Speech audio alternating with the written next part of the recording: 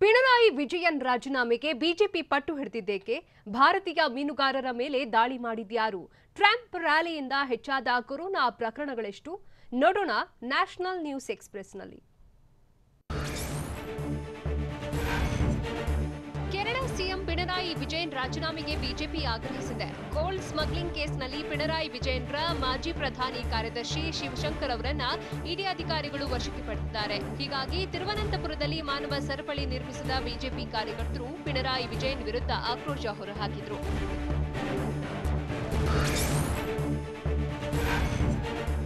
ಹರಿಯಾಣದ ಫರೀದಾಬಾದ್ನಲ್ಲಿ ಹಾಡಹಗಲೇ ನಡೆದ ಯುವತಿ ಹತ್ಯೆ ಪ್ರಕರಣಕ್ಕೆ ತೀವ್ರ ಆಕ್ರೋಶ ವ್ಯಕ್ತವಾಗುತ್ತಿದೆ. ಪರೀಕ್ಷೆ ಮುಗಿದು ಬರ್ತಿದ್ದ ಯುವತಿಯನ್ನ ಅಪಹರಿಸಲು ಮುಂದಾದ ದುಷ್ಕರ್ಮಿ ಯುವತಿ ತಪ್ಪಿಸಿಕೊಳ್ಳಲು ಯತ್ನಿಸುತ್ತಿದ್ದಂತೆ ಗುಂಡು ಹಾರಿಸಿ ಭೀಕರವಾಗಿ ಹತ್ಯೆ ಮಾಡಿದ್ದಾರೆ.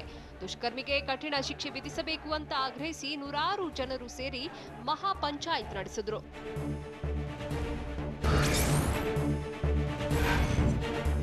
ಭಾರತೀಯ ಮೀನುಗಾರರ ಮೇಲೆ ಮತ್ತೊಮ್ಮೆ ಶ್ರೀಲಂಕಾ ನೌಕಾದಳದ ಸೈನಿಕರು ದಾಳಿ ಮಾಡಿದ್ದಾರೆ. ಪಾಲ್ಕ್ಪೆ ಸಮುದ್ರ ಭಾಗದಲ್ಲಿ ರಾಮೇಶ್ವರಂನ ಮೀನುಗಾರರನ್ನ ಶ್ರೀಲಂಕಾ ನೌಕಾದಳದ ಸೈನಿಕರು ಅಟ್ಟಿಸಿಕೊಂಡು ಬಂದಿದ್ದು, ಮೀನುಗಾರರು ಖಾಲಿ ಕೈನಲ್ಲಿ ವಾಪಸ್ಸಾಗಿದ್ದಾರೆ. ಕಳೆದ ವಾರ ಕೂಡ ಮೀನುಗಾರರ ಮೇಲೆ ಸೈನಿಕರು ದಾಳಿ ಮಾಡಿದ್ದಾರೆ.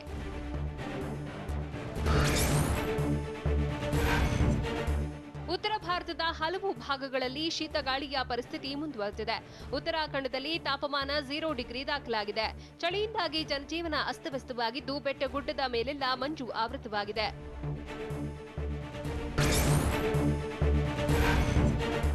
ಅಕ್ಟೋಬರ್ನಲ್ಲಿ ಜಿಎಸ್ಟಿ ಸಂಗ್ರಹ 1 ಲಕ್ಷ ಕೋಟಿ ರೂಪಾಯಿ ದಾಟಿದೆ. ಅನ್ಲಾಕ್ ಆಗ್ತಿದ್ದಂತೆ ವ್ಯಾಪಾರ ವಾಣಿಜ್ಯ ಚಟುವಟಿಕೆ ಸಹಜ ಸ್ಥಿತಿಗೆ ಬಂದಿದ್ದು, ಅಕ್ಟೋಬರ್ನಲ್ಲಿ 1,05,155 ಕೋಟಿ ಜಿಎಸ್ಟಿ ಸಂಗ್ರಹಿಸಲಾಗಿದೆ.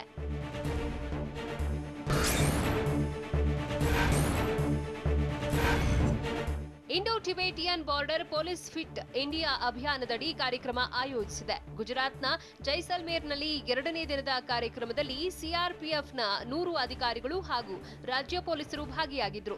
ಇಂಡೋ ಟಿಬೇಟಿಯನ್ ಬಾರ್ಡರ್ ಪೊಲೀಸ್ನ ಡಿಜಿ ಎಸ್ಎಸ್ ದೇಸ್ವಾಲ್ ನೇತೃತ್ವದಲ್ಲಿ ಮರಳು ದಿಬ್ಬಗಳಲ್ಲಿ ಪಥಸಂಚಲನ ನಡೆಸಿದ್ರು.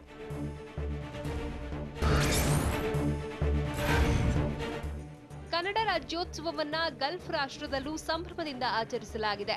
ಮಸ್ಕತ್, ಒಮಾನ್, ದುಬೈ ಸೇರಿದಂತೆ ಗಲ್ಫ್ ರಾಷ್ಟ್ರದ ಹಲವೆಡೆ ನೆಲೆಸಿರುವ ಕನ್ನಡಿಗರು ಕನ್ನಡ ತಾಯಿ ಭುವನೇಶ್ವರಿಯ ಗುಣಗಾನ ಮಾಡಿದ್ದಾರೆ. ವಿಶೇಷವಾಗಿ ರಾಜ್ಯೋತ್ಸವದ ಸುಸಂದರ್ಭಕ್ಕಾಗಿ ರಚಿಸಿದ ಹಾಡನ್ನ ಜೋಗಿ ಸುನಿತಾ ನಿರ್ದೇಶನದಲ್ಲಿ ಹಾಡಿ ಕನ್ನಡ ಹಬ್ಬವನ್ನ ವಿಜೃಂಭಣೆಯಿಂದ ಆಚರಿಸಿದ್ದಾರೆ.